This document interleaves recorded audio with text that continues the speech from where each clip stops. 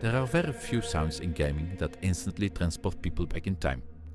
The Gregorian chant that opens Halo is one of them. For many players it meant something simple. A Friday night, 4 controllers, a television too small for the number of players sitting in front of it. But Halo was never just another shooter. When it released in 2001, it didn't just introduce a new franchise. It helped define what console shooters could become. It reshaped multiplayer culture. It influenced level design. And for years it stood at the center of gaming's competitive and social worlds. But over time something changed. Halo didn't disappear, it evolved. The real question is, how does a franchise go from defining a genre to constantly redefining itself?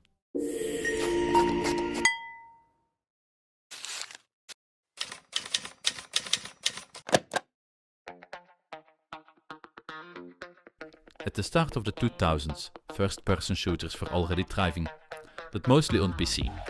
Keyboard and mouse gave players precision that controllers struggled to match. Console shooters existed, but they rarely felt natural. Movement was slower, aiming was awkward, multiplayer felt limited.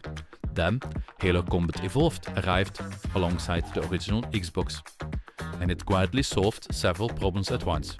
First, control design. Halo redefined dual-stick aiming in a way that felt intuitive. Second, combat rhythm. Instead of health packs scattered everywhere, Halo introduced regenerating shields. Players could retreat, recover, re-engage. Combat became a rhythm instead of a constant scramble. And then there was the two-weapon system. No giant weapon wheels, just 2 tools and a decision. The result was a shooter that felt surprisingly clean.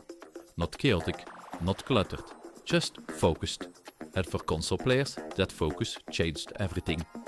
But Halo's real cultural expansion hadn't happened yet. If the first Halo solved the design problem, the second solved the community problem. When Halo 2 launched in 2004, it introduced something that would soon become standard across gaming: online matchmaking. Today it feels obvious. You press a button, the game finds players, the match begins.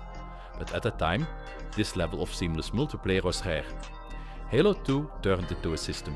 Skill rankings, playlists, competitive matchmaking. For many players, it was their first true online gaming experience. Entire friendships formed inside these lobbies, and rivalries too.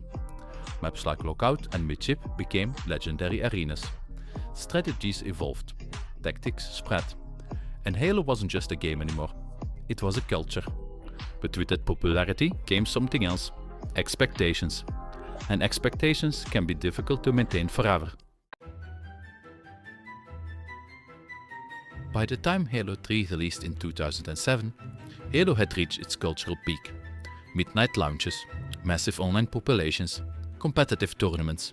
But Halo 3 also introduced something quite revolutionary: player creativity. Forge mode allowed players to build their own maps and game modes. Theater mode allowed them to capture moments. Suddenly, Halo wasn't just played, it was remixed. Custom game nights became entire social events. Modes like Infection, Griefball, Jenga spread across the community. Then, in 2010, Halo Reach expanded the formula even further. Armor abilities, expanded customization, larger multiplayer systems. It was the final Halo game developed by Bungie, and in many ways it felt like the end of an era, because the studio that created Halo was about to move on. When Bungie left the franchise, Halo entered a new phase. Development moved to 343 Industries. And the question quickly became, should Halo remain the same, or adapt to a changing shooter landscape? By 2012, multiplayer shooters had evolved dramatically. Loadouts, progression systems, fast mobility. These mechanics had become standard across games like Call of Duty. So with Halo 4, Halo began to experiment. Sprint mechanics, custom loadouts, more cinematic storytelling. Some players welcomed the modernization. Others felt Halo was drifting away from its original identity. And suddenly, the franchise faced a challenge it had never encountered before. Not competition, but expectation management. As the industry evolved, Halo tried multiple directions. Halo 5 Guardians, the focus shifted toward competitive arena gameplay. Movement became faster, abilities expanded, mechanics leaned into esports balance, but the campaign direction divided players. So, when the next installment arrived, the franchise attempted another adjustment. In 2021, Halo Infinite launched with a different vision.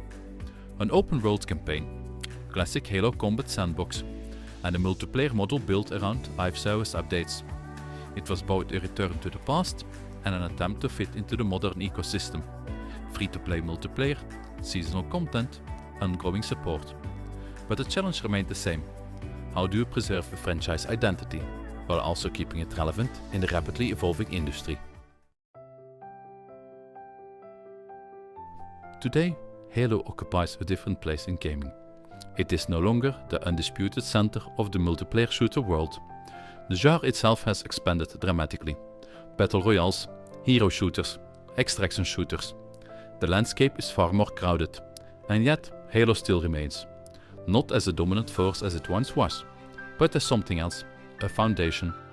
Many of the system's modern shooters rely on matchmaking, map design philosophy, sandbox combat. They were all refined to Halo. Its influence is still visible, even when players aren't consciously thinking about it. And perhaps that is the real legacy of the franchise.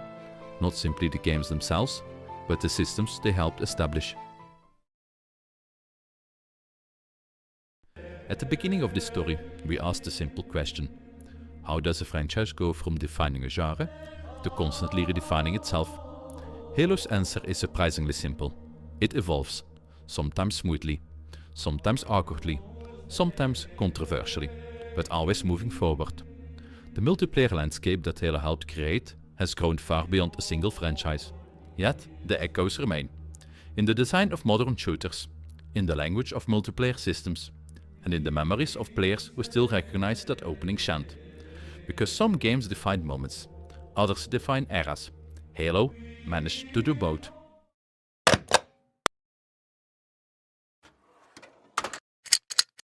New case files release every Monday, Wednesday and Friday.